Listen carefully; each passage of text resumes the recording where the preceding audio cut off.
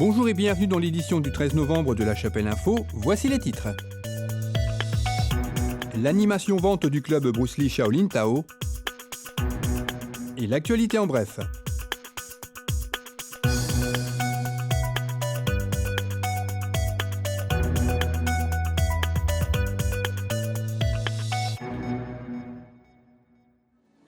L'association Bruce Lee Shaolin Tao a organisé une animation vente dont la tombola était au profit de l'AFM Téléthon samedi 7 novembre au complexe sportif.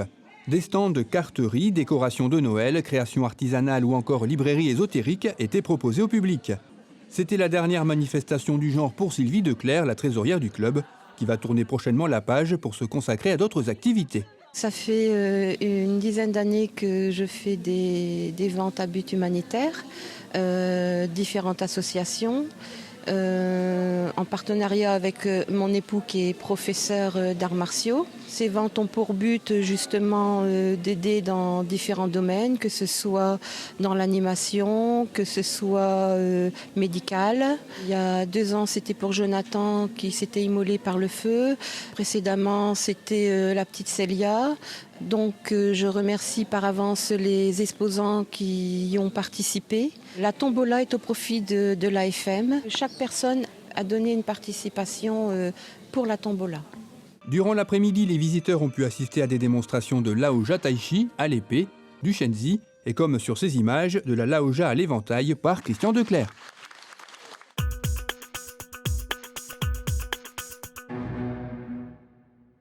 La mairie accueille actuellement une exposition du sculpteur Pascal Catry. C'est en rénovant une maison que l'artiste a découvert cette matière particulière qu'est le zinc.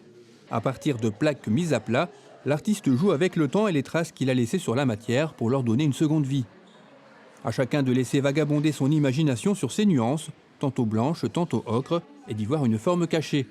Cette exposition est visible aux heures d'ouverture de la mairie jusqu'au 30 décembre 2015. Le tennis club chapellois a tenu son assemblée générale samedi 7 novembre.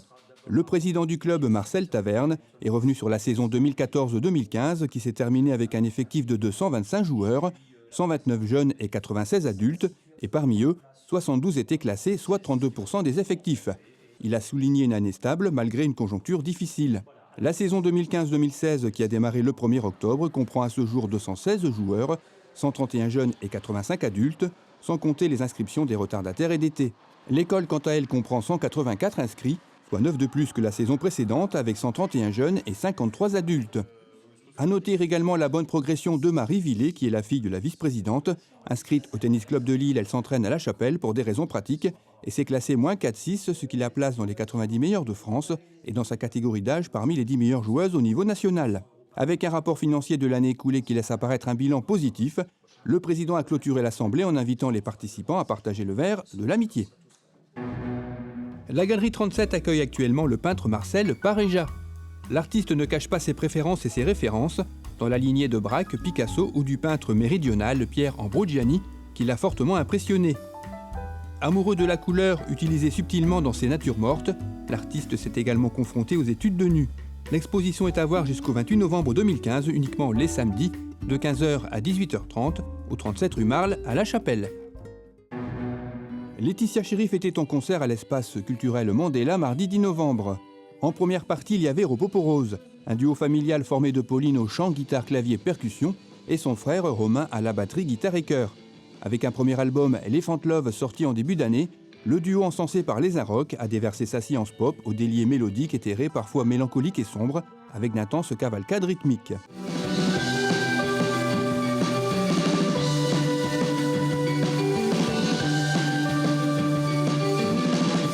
Laetitia Chérif a ensuite pris le relais, accompagnée de Thomas Poli à la guitare et de Nicolas Courret à la batterie.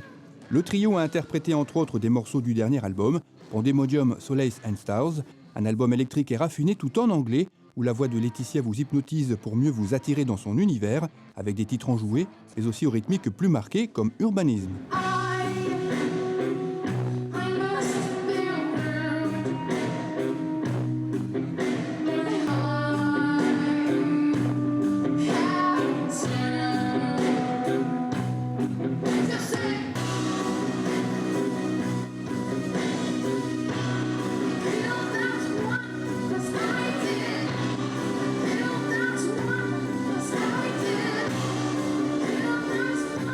Un concert organisé en collaboration avec l'aéronef qui a ravi les nombreux fans.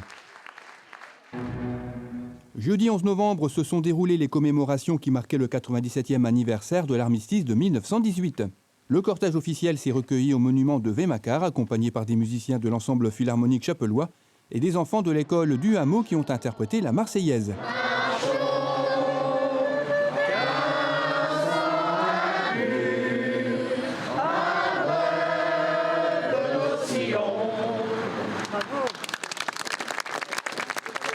Le cortège officiel s'est ensuite recueilli place du Général de Gaulle et cette fois-ci, ce sont les enfants de l'école du bourg qui à leur tour ont repris la Marseillaise.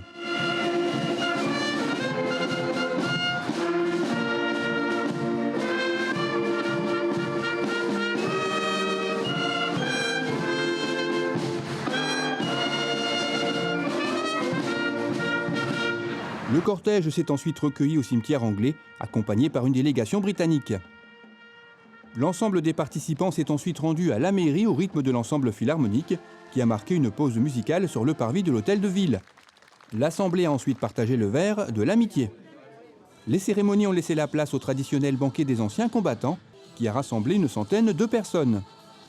A noter qu'une délégation communale s'est rendue à Birchington dimanche 8 novembre, car nos amis britanniques célèbrent les commémorations le dimanche le plus proche du 11 novembre, qu'ils appellent le Remembrance Sunday. Le maire était représenté par Francis Vangas, il était accompagné de Guy Jean-Juz, président de l'UNC, et de 3 de ses membres, Philippe Marchand, Marius Mersman et Georges Dassonville.